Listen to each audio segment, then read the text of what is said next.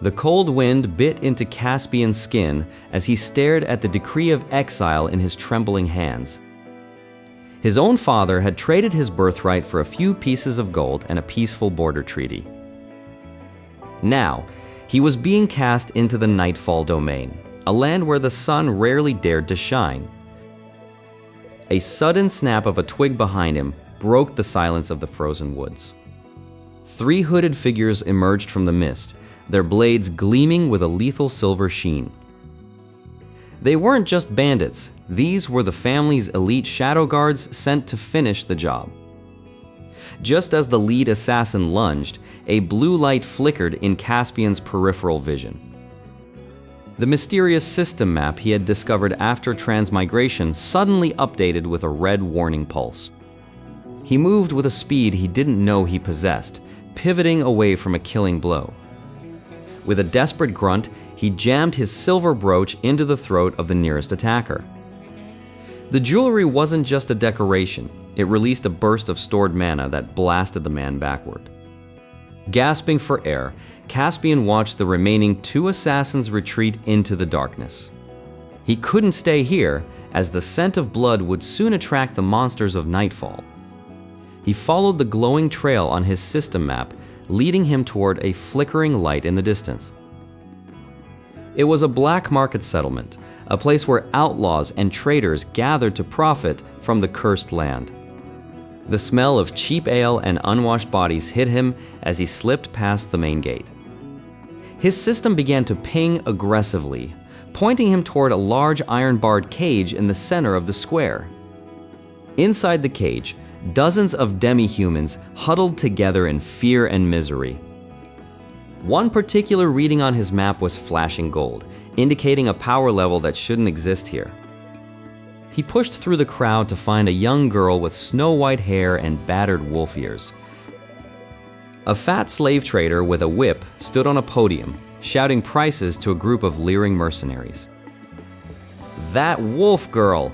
Caspian shouted, his voice cutting through the chaotic din of the market. The trader laughed, eyeing Caspian's tattered but high-quality cloak with suspicion. "She's broken goods, kid. Won't eat, won't talk, and bites anyone who gets close." Caspian didn't hesitate, pulling out a heavy purse and slamming it onto the edge of the stage. 500 gold pieces was his entire life savings, but the system insisted she was worth more than a kingdom. The trader's eyes widened, and he greedily snatched the bag before Caspian could change his mind. The cage door groaned open, and the guards dragged the shivering girl out by her heavy chains. Caspian knelt down in the mud, bringing himself to her eye level. "I'm not going to hurt you, Ashina," he whispered, using the name his system had revealed. The girl flinched, her silver eyes widening in pure disbelief at the sound of her true name. He reached out and touched the iron collar, his system interface humming with a deconstruction command. With a loud snap, the magic seal on the collar shattered and the heavy iron fell into the mud. Around them, the mercenaries began to realize that Caspian wasn't a normal, noble brat. "Hey kid, that magic trick looks expensive. Why don't you hand over the rest of your loot?" Caspian stood up, pulling Ashina behind him as he faced the growing mob. His system map suddenly pinged with a new objective: escape the market, survival chance 12%. "Can you run?" he asked, looking back at the weak girl who was now gripping his cloak. Ashina nodded slowly, her legs shaking but her silver eyes burning with a newfound spark of life. A heavy axe swung toward Caspian's head, but it was blocked by a sudden, invisible barrier of energy. He grabbed her hand and bolted toward the dark alleyways as the crowd erupted into a riot. They could hear the heavy boots of the mercenaries chasing them through the labyrinth of the settlement. The map guided them toward a weak point in the town's northern wall, hidden behind a pile of crates. They squeezed through just as a spear thudded into the wood inches from Caspian's leg. Outside the walls, the vast oppressive silence of the Nightfall domain swallowed them whole. They weren't safe yet, as the monsters of the fog were far more dangerous than any human merchant. Suddenly, Ashina stopped, her ears twitching as she stared intensely into the deep mist. A low, rumbling growl echoed from the darkness, sounding like grinding stones. The system map turned entirely red, and a single word appeared in the center of Caspian's vision: calamity. Before them, the fog parted to reveal a monster that shouldn't exist in the outer rim of the domain. The massive shadow loomed through the gray mist, its eyes glowing with a malevolent crimson light. Ashina trembled beside me, her wolf ears pinned back against her silver hair as the beast growled. I focused my mind on the system map, scanning for a weakness in the towering monster. The creature lunged forward, its massive claws tearing through the frozen earth with terrifying speed. I pulled the silver brooch from my pocket and pressed it against Ashina's forehead. A pillar of pure celestial energy erupted from her body, pushing back the encroaching darkness. Her ragged clothes dissolved, replaced by a shimmering armor of moonlight and fur. With a deafening howl, the awakened wolf goddess charged the beast like a streak of lightning. She tore through the monster's neck with a single strike of her ethereal claws. The monster collapsed into a heap of dissolving black ash as the tension finally broke. Ashina knelt on the ground, her new form flickering as she breathed heavily. I approached her and offered my hand, knowing our journey was only just beginning. My system pinged, revealing a hidden location marked as an abandoned Imperial fortress nearby. We needed weapons and armor if we were to survive the nights in this cursed domain. After a short rest, I led the way through the thick underbrush toward the fortress ruins. The fortress loomed ahead, a jagged silhouette of stone against the violet sky. Vines thick as serpents crawled over the walls, pulsing with a faint, sickly green light. Ashina sniffed the air, her instincts warning her of undead sentries patrolling the ramparts. We moved silently through the main gate, avoiding the gaze of the hollow-eyed skeleton guards. I used the system's scan ability to locate the underground armory buried beneath the rubble. Together, we shoved aside a heavy marble slab to reveal a descending spiral staircase. Inside the vault, rows of rusted but high-quality steel swords lined the damp walls. I found a suit of enchanted chainmail that fit perfectly under my noble attire. I handed Ashina a pair of mithril daggers that hummed with a strange, resonant power. With our new gear secured, we slipped out of the fortress just as the moon reached its zenith.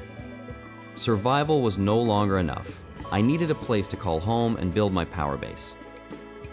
The map highlighted a ruined winery further west, noted for its fertile soil and natural defenses. We traveled for 2 days, avoiding major roads until we saw the crumbling stone arches of the estate. The winery was beautiful, even in its decay, with dead grapevines clinging to the trellis like skeletal fingers. However, the main cellar was infested with giant spiders that had claimed the wine vats. Ashina didn't hesitate, diving into the shadows with her mithril daggers flashing like stars. I stood back and used my magic to incinerate the webs, clearing a path for her to move. Soon, the spiders were cleared, and the winery felt like a sanctuary for the first time in years. I claimed the master bedroom, spreading my maps across a dusty oak table to plan my kingdom. Ashina took her place at my side, her transformation having left her more confident and poised. We spent the next week repairing the outer walls and fortifying the entrances with scrap metal. The winery was becoming a fortress, a beacon of order in the chaotic Nightfall domain. I realized that to grow, I would need more than just steel. I needed people and resources. My system alerted me to a caravan of refugees being hunted by bandits near our borders. Just as we prepared to leave, a cold, unnatural wind blew through the winery, extinguishing all the torches. A ghostly message appeared on the wall, written in blood that smoked with dark magic. Outside, the ground began to shake as hundreds of hands clawed their way out of the winery's soil. I grabbed my sword, but a massive spectral hand burst through the floor, pinning Ashina to the wall. A voice hissed from the shadows, claiming that the real curse of the domain was finally waking up. The voice in the shadows dissipated like foul smoke as the morning sun struggled to pierce the gray mist of the winery. Our protagonist stood firm, his hand tightening around the hilt of his blade while he processed the cryptic warning. Ashina moved to his side, her ears twitching as she sniffed the air for any remaining traces of the lurking presence. Knowing that fear was a poison to a new settlement, he gathered the remaining survivors to announce his first decree. He declared that in this domain, those who worked would eat, but those who betrayed the trust of the collective would face immediate execution. The survivors began clearing the rubble of the old winery under the watchful eyes of the Lord's newly organized guards. Using his system map, the protagonist identified the most fertile patches of soil that had somehow resisted the northern blight. He discovered that the unique minerals in the soil were perfect for brewing a legendary variety of spirit known as Blood Moon wine. Realizing the economic potential, he ordered the immediate restoration of the fermentation vats and the planting of magical seeds. However, the settlement lacked essential tools and grain, forcing him to plan a dangerous trade mission to the nearby Maple City. He handpicked a small escort, including Ashina, and loaded a hidden cache of silver they had recovered from the fortress. The journey through the monster-infested woods was quiet, almost too quiet, as if the forest itself was holding its breath. As they approached Maple City, the sight of stone walls and bustling markets provided a stark contrast to the desolate wasteland they left behind. Clad in his noble attire, the protagonist entered the city gates, drawing the suspicious gazes of the local merchant guild members. He met with the city's most influential trader, a man whose greed was legendary throughout the northern territories. Instead of begging for aid, he offered a future monopoly on the Blood Moon wine in exchange for immediate supplies of steel and grain. The merchant scoffed at the idea of wine from a cursed land until he tasted the sample and felt the surge of mana within it. The deal was struck, but as the protagonist left the guild hall, he noticed a group of hooded figures tailing them. The treacherous Lord of Maple City had sent assassins to reclaim the silver and the secret of the wine. Ashina blurred into a streak of white light, her dual daggers carving through the darkness with lethal precision. The protagonist used his system's combat assist to parry a strike from the lead assassin, counterattacking with a ruthless thrust. Within minutes, the alley was silent once more, littered with the bodies of those who dared to cross the Lord of Nightfall. They returned to the winery with their wagons laden with supplies, but a thick, unnatural stench greeted them from the northern border. A scout reported that the woodcutters at the lumberyard had vanished, leaving behind only strange, rhythmic carvings on the trees. Refusing to let his progress be halted, the protagonist led Ashina and his best soldiers toward the lumberyard. Upon arrival, they found the trees bleeding a dark, viscous sap that smelled like copper and decay. In the center of the clearing, the missing woodcutters were arranged in a circular formation, frozen in a state of suspended animation. A grotesque creature, a fusion of wood and human bone, emerged from the earth to protect its sacrificial altar. Ashina let out a piercing howl that shattered the monster's psychological aura, emboldening the shivering soldiers. The protagonist activated the purification skill on his brooch, bathing the clearing in a searing white light. The wood beast shrieked as its limbs began to wither and burn under the holy radiance. Ashina lunged forward, delivering the final blow by shattering the glowing purple core in the monster's chest. With the creature's death, the woodcutters collapsed to the ground, finally free from the dark enchantment. Our protagonist examined the remnants of the altar, realizing that someone had intentionally summoned this horror to sabotage his growth. He ordered the lumberyard to be sanctified with salt and iron, ensuring the corruption could never return. Weeks passed, and the winery transformed into a fortified town with the first batch of Blood Moon wine ready for export. The trade routes were now secured, and the wealth of Maple City began to flow steadily into the Nightfall domain. Standing on the highest balcony of his new manor, the protagonist looked out over the land that was no longer a curse, but a kingdom. Ashina stood beside him, her gaze soft as she watched the children of the settlement playing safely in the streets below. The exile was over. The era of the sovereign of the Nightfall domain had finally begun.